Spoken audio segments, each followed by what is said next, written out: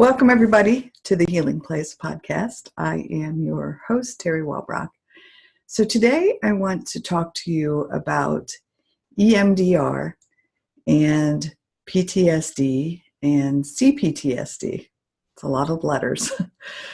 And my personal journey with a C-PTSD diagnosis and then into EMDR therapy and through that. So I am not a licensed therapist. This is in no way meant to be therapeutic advice. This is just my personal journey utilizing EMDR for my trauma history. So, what is post-traumatic stress disorder? Post-traumatic stress disorder is symptoms that arise of heightened anxiety from a traumatic event, something scary that has happened, like an accident, and it can be, a major surgery, some event that has occurred that then causes symptoms to arise. My personal symptoms were racing heart, tunnel vision, sweaty palms, stomach flipping, and the scariest of all was the racing thoughts and feeling like I was going to die or take a step into insanity. And just absolute terror.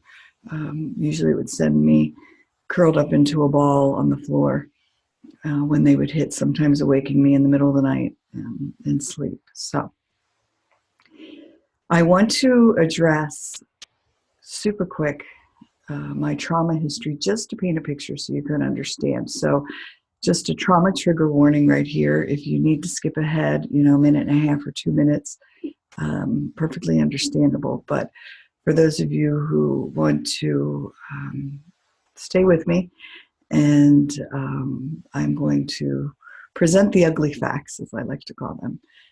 When I was 4 years old, an intoxicated parent attempted to drown me and my 1-year-old sister in a bathtub. When I was 5, I was sexually molested for the first time by a 16-year-old neighbor. When I was 9, I was sexually molested by a 19-year-old neighbor. When I was 10, I was repeatedly molested by my choir director.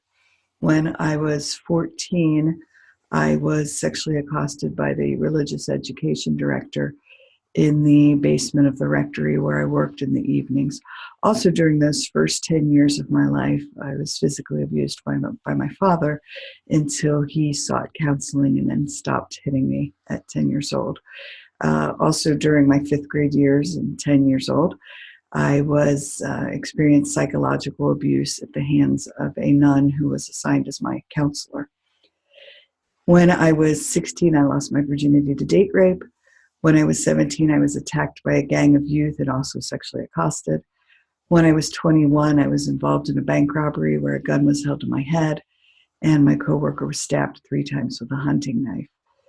The assailants were not caught, and they would return 3 months later to our main office where I had just transferred.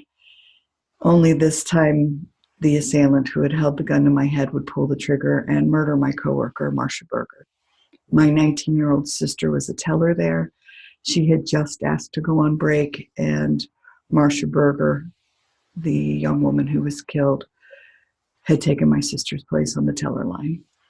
I had run from the back of the bank and came face to face with a second assailant who pointed his loaded Luger at me. The gun misfired, and my life was yet again spared. Phew, a lot. After that second robbery, I started to experience severe panic attacks and was put on anti-anxiety meds, antidepressants, and lived the next 25 years of my life trying to struggle through panic attacks. I thought I was forever broken. I thought these things had happened to me, and it was just the way it was going to have to be, and I was going to have to try to live with it. Then I found myself in therapy in 2013, and during those therapy sessions, she asked me, "Teri, have you ever considered EMDR therapy?" And I was like, what the heck is EMDR therapy? And started doing some research and found an amazing practitioner here in Cincinnati. And in October of 2013, started my journey. We conducted 98 sessions over a 4-year time period. And my personal experience with EMDR. So EMDR stands for eye movement desensitization and reprocessing. And what we would do is go back into traumatic events. And I learned some incredibly powerful coping skills through that process. Was it terrifying? Yes. Was it difficult at times? Yes. But I so looked forward to going to sessions because I knew we were going to tap in just a little bit more. And throughout the sessions, every time I came back out, we would go into a trauma for a few moments, and then I would come back out of the trauma and go back in and come back out. And each time, just notice. And I loved that, learning to just notice the sensations that were arising, the panic symptoms that were arising, what was happening, body memories that were stirring, and to not judge it. And I slowly learned to be comfortable in my own body. And one of my favorite moments, and it was just such a life-altering moment, and I knew I had reached just a pinnacle moment in my healing journey, was when we returned to the second robbery. We kept going back to traumatic events, and for one reason or another, we went back to the second robbery. I had always seen my traumas as if I was looking at a movie, as if I was watching something else happen to a little girl, as if I was watching something else.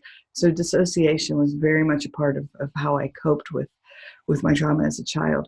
And as we went into that second robbery, I turned my head and I was looking through my eyes. And that was so powerful, because that was the first time I had been back in my body when reliving these traumatic events. And then we started to make great strides. I also, at the time, started reading an incredible amount of literature, anything I could get my hands on related to brain plasticity, which means, the brain can change. We can create new habits, habit formation books, The Miracle of Mindfulness, The Body Keeps the Score. And I'll list all these books here in this video for you, all the books that had an impact on me. While I might not list them all, the amazing books out there, the ones that I have read and how they helped me along my journey. I also was working with kids at the time in the mental health field, and was helping children create coping toolboxes, as we called them. And so I started creating my own coping toolbox, Zen coloring books and nature walks and yoga, meditation, Ho'oponopono, Hawaiian healing, EFT tapping, and just started trying so many different things that might just, again, even if it was a baby step along my healing journey, and give me something to help me as I moved forward. I started writing my book, and that was another powerful lesson for me, because I always thought, in order to tell my story, in order to share with others, that I had to be fixed or I had to be cured. And when I finally realized that the hope lies in being able to live this life of joy and tranquility, which I'm living, even in the midst of still learning along this healing journey. I still struggle at times with being on a highway, with being on a bridge. And I'm still trying to tap into where that is coming from. And that's okay. That's okay. I'm patient with myself and kind with myself, and give myself pep talks with positive affirmations. So again, I'm learning along the way, and I am sharing my story, and I am finishing up the manuscript for the book, and I am doing the Healing Place podcast, bringing on guests who are shining the light of hope for others who may be struggling with PTSD or C-PTSD symptoms and trauma history. Another extremely important discovery that I made was an online community called ACEs Connection, which is Adverse Childhood Experiences. And the work being done there on preventing ACEs and building resilience in those who have experienced ACEs, and just an amazing community. And I've learned so much in just the research work that's being done, and the brain plasticity is just incredibly hopeful to me, because I have changed habitual thinking patterns and habitual, avoidance behaviors that I had. And so, yeah, it's incredibly powerful, and I have just an amazing amount of optimism regarding brain plasticity, and how we can change our thinking patterns and our physiological responses as well, when anxiety is triggered. So my message to you is this: that I believe in you. I have been down an incredibly difficult road. I'm getting choked up just starting to talk about it. I have worked my way, with the help of so many other people, to this place of joy and tranquility. And yes, I have triggers happen. I have anxiety start to stir, but I can get it under control very, very quickly with the tools that I've put in place and that I've learned along the way. And my suggestion to you is find a hand to hold. If you want to follow me, through the Healing Place podcast, or through my Hope for Healing newsletter on my website, through my blogs, whatever it is, go on my website. I have exercises from the book that I'm starting to put out, exercises that I utilized to help myself along the way.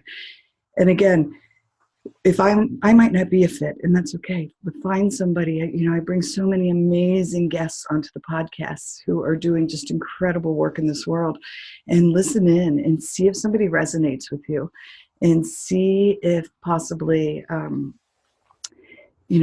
there's something there that you say, yeah, this is what I need. This is what I need.